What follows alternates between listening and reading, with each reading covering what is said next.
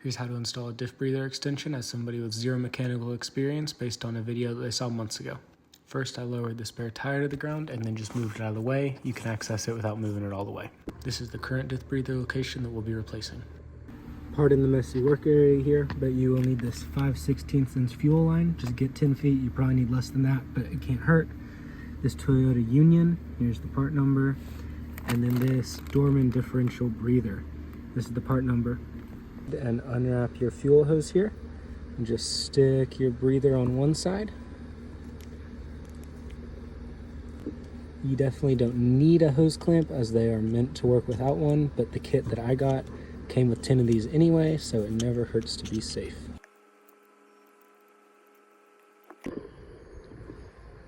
Next, I'll need to come over here and peel this little rubber gasket back with a screwdriver and insert your hose in there.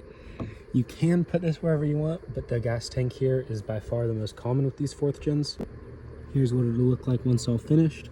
You can really put this anywhere that your hose will reach and water won't, but here it doesn't interfere with the gas at all, and it's just the most convenient spot.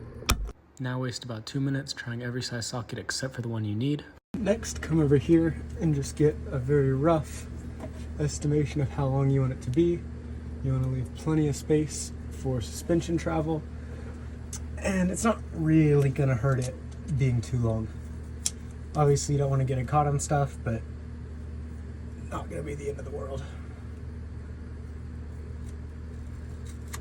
Next, go ahead and use one of the wrong size sockets that we found earlier before finally realizing what the right one is for a second time. About right here, realize that there's still a little bit of a pressure differential that sucks a little bit of dirt into your diff. It probably doesn't matter. Then you'll come down here and make sure you tuck it over the frame right here.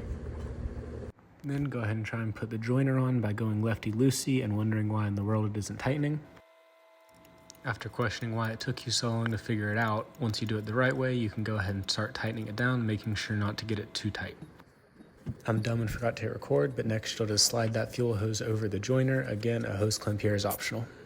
Next, just grab some zip ties to tie some stuff up. This part's up to you. Just make sure that it's out of the way, not going to get pinched by any suspension parts, but also has plenty of room for the suspension to move and not have it get stuck on the frame. Lastly, go ahead and try and reel the spare tire up. Realize that the holder came out of the middle of the tire and then have to get back on the ground after thinking you were done and put it back in and then guide the tire back into position. Anyways, thanks for watching. If you guys do this on your own, just spend like 30 seconds planning it on your own. You can save yourself a lot of headaches that I obviously did not.